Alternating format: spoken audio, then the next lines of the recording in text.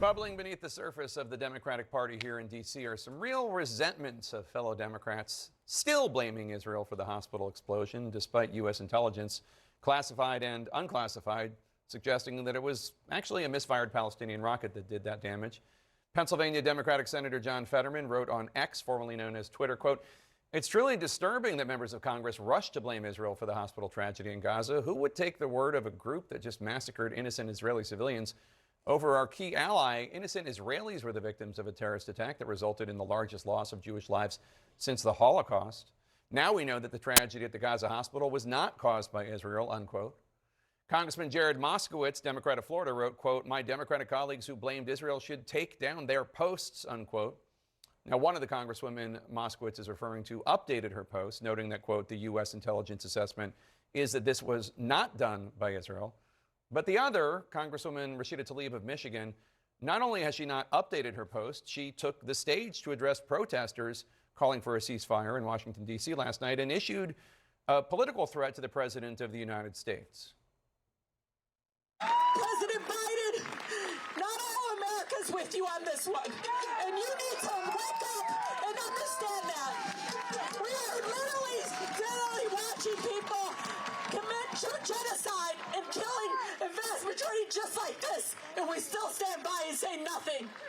We will remember this. And the congressman's tweet blaming Israel for what happened is still up. CNN's Jessica Dean joins me now.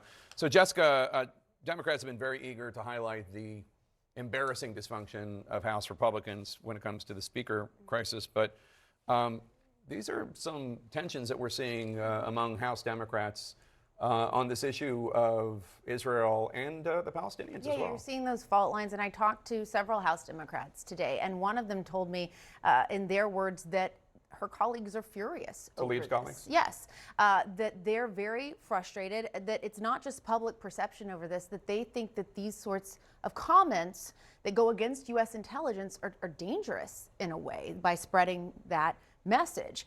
And they put it to me this way. They said, why is she believing Hamas's word over the U.S. intelligence agencies? And there is, I'm told, a push for her to sit for an intelligence briefing and see the intelligence herself, with the hope that that will inform some messaging going forward. I did ask if she has done that or if she had plans to do that to her office. I've not gotten a response from them. We also know that some of her colleagues have complained to the Democratic leader in the House, Hakeem Jeffries, about this. I talked to another House Democrat that said, they've really seen the House Democrats range from being outspoken on this. Debbie Wasserman Schultz told my colleague Annie Guerra that this is a vile position for the Congresswoman to take. Others are kind of trying to stand back, give her some room to perhaps walk this back, that it kind of ranges. But they said that Fetterman tweet that you just read in the lead in there, that sums up how a lot of House Democrats feel right now. So I talked to a U.S. Senator who attended a classified briefing and said that the classified intelligence makes it clear. There's no doubt that this was Palestinian Islamic Jihad, that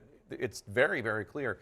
But are Democrats afraid that if they call out Congresswoman Tlaib, that they will alienate and anger the progressive base of the Democratic Party that is far more critical of Israel? Far more critical of Israel, and has been part of the Democratic coalition in winning these elections in the last several cycles, right? So they have been a critical part to the Democratic coalition. The sense that I'm getting from talking to people is there is frustration, though, bubbling. And what I'm interested to see is over the next day or two, if she continues to hold on to this, if people start to be more outspoken, if we hear from more of her colleagues on the record in a more outspoken way on this. Very interesting. Jessica Dean, thank you so much. Coming up next, a huge development in that Georgia election.